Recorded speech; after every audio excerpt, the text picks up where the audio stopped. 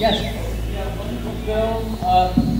Wonderful film, definitely different from your traditional coming of age or whatever you want to call it. For Graham, you've got a lot to do here. Certainly a lot more than anything we've seen you in before. Can you talk about some of the challenges of being in the film so much and playing such a big role? Well, yeah, I mean, I don't think really anything can prepare you for, having to carry your first film, but I'd say that really the role of the director is to guide you along that path. I think he did an excellent job at it. I never would have thought that this was his first film. He was just so apt that, getting me to where he needed the film to be without ever forcing me or making it seem like I was getting there on my own, which I was. And I think that the cast just supported me so well, and I couldn't have done it without anyone, the entire cast or crew, really.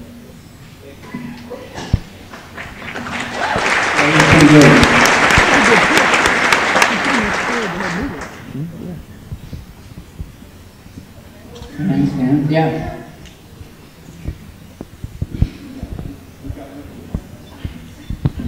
Oh, hey up there. Up there, yeah. Just a great job on the movie, fantastic. Thank you. We just wondered if was that real good weed being smoked on the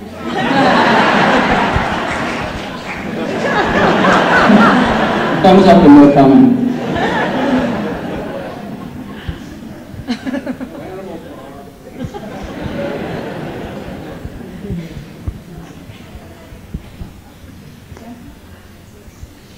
There, in the middle. How did you prepare for the odd role of goat man? Chris sent me a lot of materials.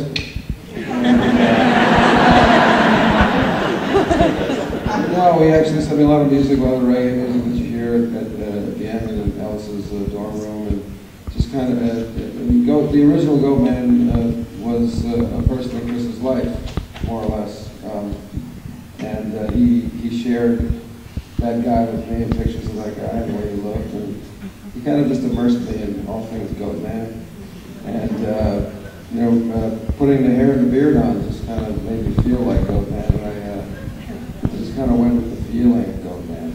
That's about as specific as I can get. I'm not very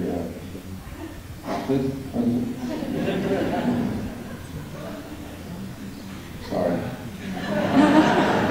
Yes.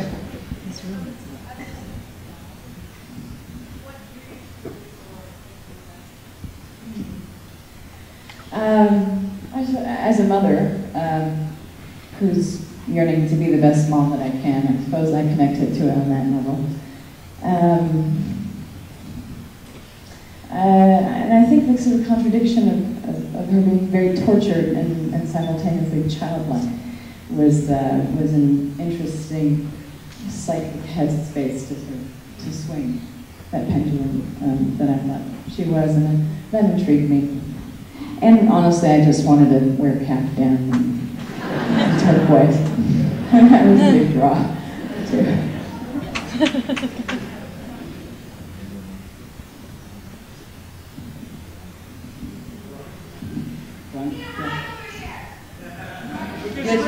Just yell it out.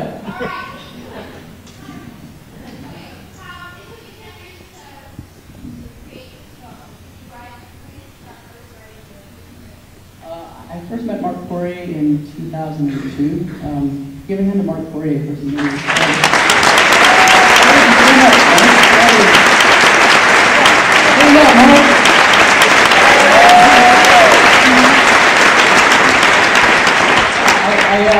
I read the book in 2001 and was just knocked out by it. And there are a lot of parallels to my own life. I won't go too much into that. But, Mark and I, we had our first meeting, we just hit it off. And he said, you know the book better than I do. And that was sort of the beginning of a great collaboration. And Mark adapted the book. And I worked very closely with him on that. And Shannon Lale, my creative producer, Stand Up Shannon. So it was really, Mark kind of leading the way, and Shannon and I sort of, working alongside him. We finished the script about a year or so later, And that sort of began the long road beginning here. All right. Yes. For Ty, how do you go from playing everyone's favorite father in Modern Family to Everyone's least favorite father? Yeah, exactly. Well, I start by reading Mark's book, which was a really beautiful read, and then reading the script, which was equally beautiful, and it was, I guess, a refreshing change to play somebody so measured, and I think the commonality is that they're both of those characters are both really trying, but this particular character is a little bit more fearful, and it was a fun challenge. Thank you.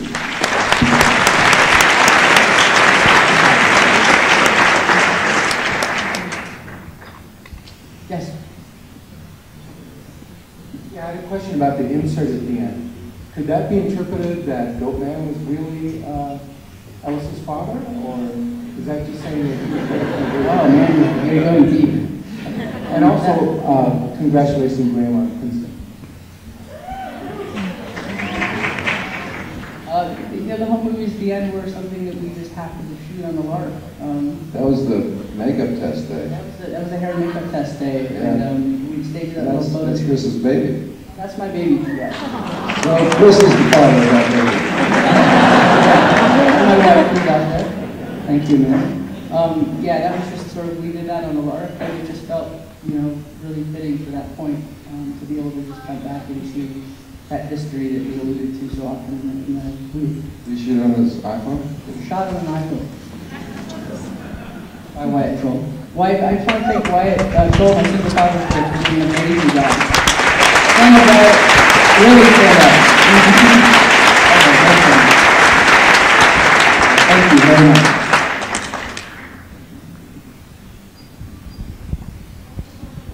Yeah. I was so incredibly impressed by that primal screaming at the end of it. That was absolutely incredible. Blood curdling, skin crawling and screaming. How did you go to a voice coach so you didn't blow out your voice for every take of that, or how did you muster that up out of wherever it came from? I'd say that probably came out of the frustration of sharing a green room with David and the rest of the cast, and I was breastfeeding at the time and pumping in between shots and having conversations with David while the breast machine was going on. And that was probably the frustration of that scenario coming out. But you can't, it's one of those things you can't really rehearse. You just gotta go for it. You don't know what's gonna come out, and you just take a deep breath and hope for the best. And your voice was fine at the end. You did another scene right after that. It was fine. Yes, right in the middle, in the back.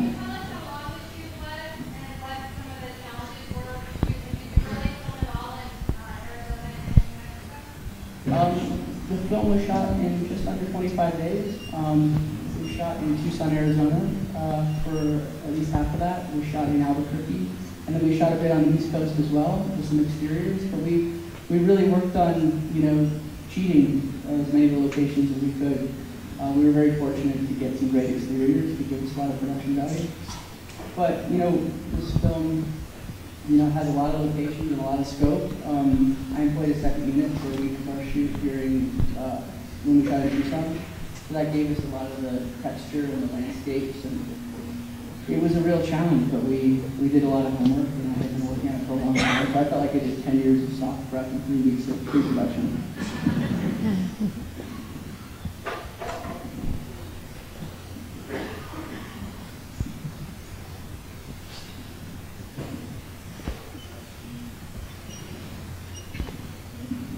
I know working with goats must have been a little bit difficult. Does anyone have any especially funny goat stories?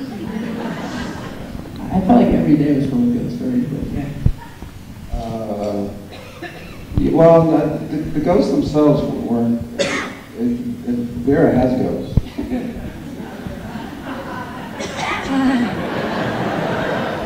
Vera? No, Vera really has ghosts. Well, these goats are somewhat stubborn. I didn't know that Vera knows goats because she has them. But I love all animals. I know it's a silly thing to say out loud. But I love working with them. There's nothing cuter than a baby goat, I think. Working on trying to keep them babies forever in the back of the lab. And I think that, I don't remember, maybe Graham, because Vera doesn't want to share her story. Graham, do you remember? Well, one thing that I thought was funny is that the goats seem to, like, depending on the scene that we were doing, the dynamic and the general vibe of the scene, it would totally dictate how the goats would act. Like, you know, if it was a tense scene, they would just, like, get rid of it, just kind of move around. But if it was like a more easygoing, like, you know, stoner scene, or, yeah, exactly. I mean, they'd be a little bit more relaxed and everything. It was definitely difficult to drive with them in the back of a very small Jetta. Their horns would just go through anything. And but I mean, I had a great time with them. I had no experience with goats. So. We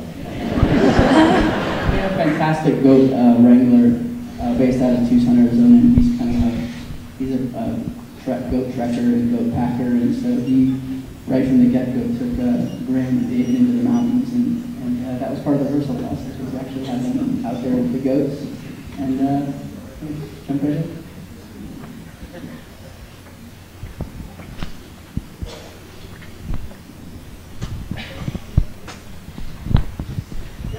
Yeah.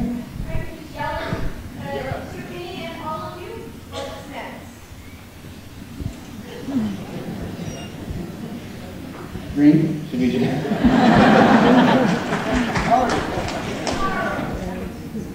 I guess if you want to just pass it down really quickly, just start. No. Personally, that's the first time I saw this movie. I'm just kind of just letting it all sink in. I'm so proud to be in the film, and I was very surprised that anything happened back east. I wasn't aware of that part of the film. I didn't know that Todd was in it. I think he's great. So I'm just, I can't even think of nothing next. I just want to congratulate Chris on his first film.